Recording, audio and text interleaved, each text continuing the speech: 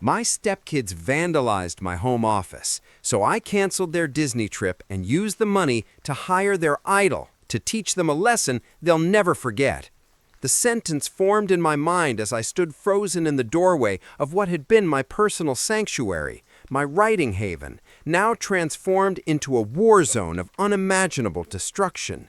Every page of the manuscript for my first novel, 3 years of painstaking work, of early mornings and late nights poured into creating a fictional world, had been methodically fed through the shredder, creating a mountain of confetti-like paper scraps that covered the floor like toxic snow.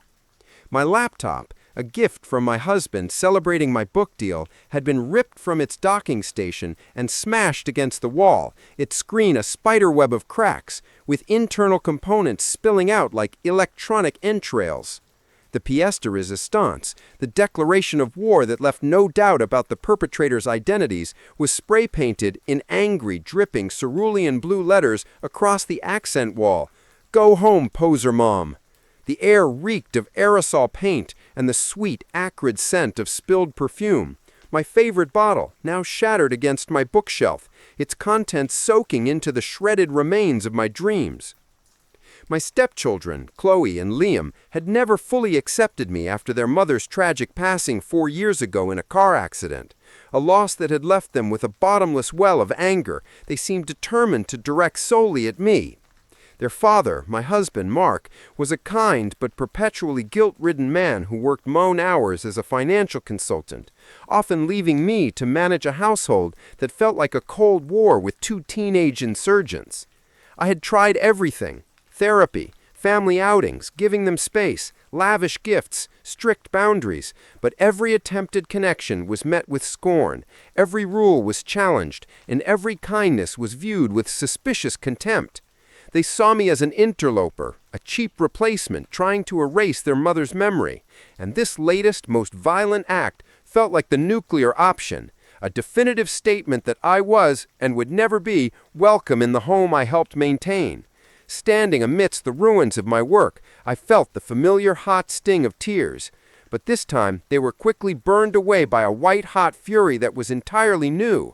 I was done crying, done trying to win over 2 people who seemed to take pleasure in my misery. I called Mark, my hands trembling so violently I could barely hold the phone, and through choked sobs I described the scene, hoping for once he would hear the severity in my voice and respond with the outrage this deserved. Instead, I heard his weary sigh through the receiver, a sound I'd come to know all too well, followed by his standard placating tone. "Anna, honey, I'm in the middle of a merger negotiation. They're just kids. They're still grieving. They're acting out.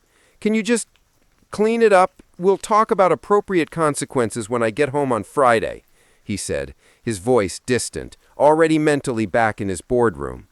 Appropriate consequences was code for a stern talking to that would be immediately undermined by his guilt-driven leniency, usually resulting in a lifted punishment by dinner time. The call disconnected, and I was left standing in the silence of the destruction, the phrase "clean it up" echoing in my head like a slap. In that moment, something inside me, some last vestige of my desire to be the understanding, patient stepmother, finally snapped. I took a deep, shuddering breath, wiped my face with the back of my hand, and made a decision that was as cold and calculated as their vandalism had been hot and impulsive.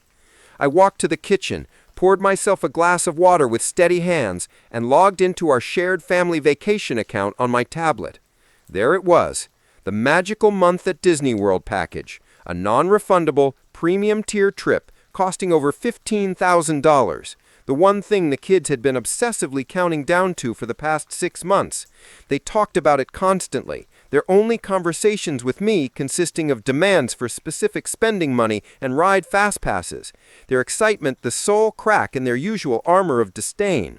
Without a second thought, I clicked through the cancellation prompts, feeling a grim sense of satisfaction as the confirmation email landed in my inbox, the digital death knell for their dream vacation.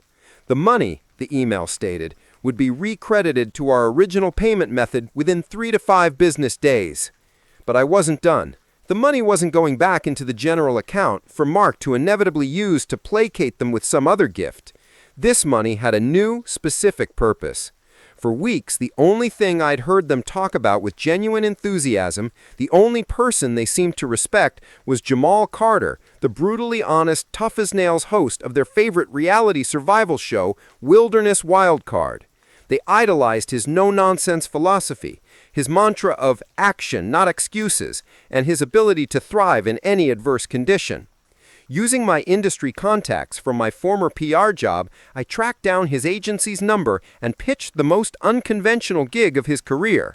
Not a speaking engagement or a TV appearance, but a 2-week in-home life coach immersion for 2 out-of-control teenagers. To my astonishment, his manager was intrigued, and Jamal himself, after hearing a sanitized version of the situation, agreed. He saw it as a real-world challenge, a chance to test his philosophies off-screen. The $15,000 covered his fee and then some. Jamal arrived the next afternoon, a mountain of a man with a calm demeanor and eyes that missed nothing, pulling up in a rugged Jeep exactly as the school bus dropped off a smirking Qley and Liam. Their smug expressions evaporated when Jamal introduced himself not as a guest, but as their new authority figure. He had a contract, drawn up by his manager, that outlined the rules of his boot camp: total compliance, no electronics, and a mandatory live stream, his idea, that would document their journey of growth to keep them accountable to the public eye. Their initial shock turned to mocking laughter that died in their throats when Jamal calmly confiscated their phones, smartwatches, and laptops, dropping them into a locked metal box. "You think respect is something you vandalize?" he asked, his voice low and even. "You think consequences are something your dad cancels? For the next 2 weeks, you're going to learn what those words really mean. Your classroom is this house. Your first lesson starts now." The boot camp was relentless.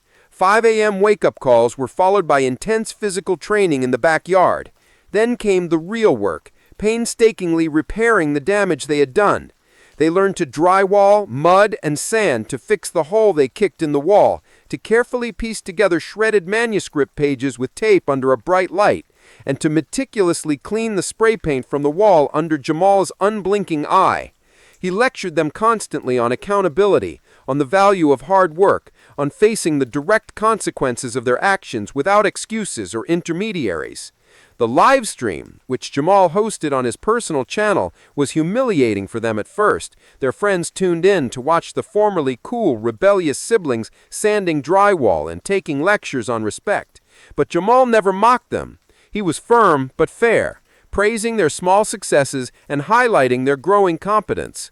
The climax of the 2 weeks was a solo overnight survival exercise in our own backyard.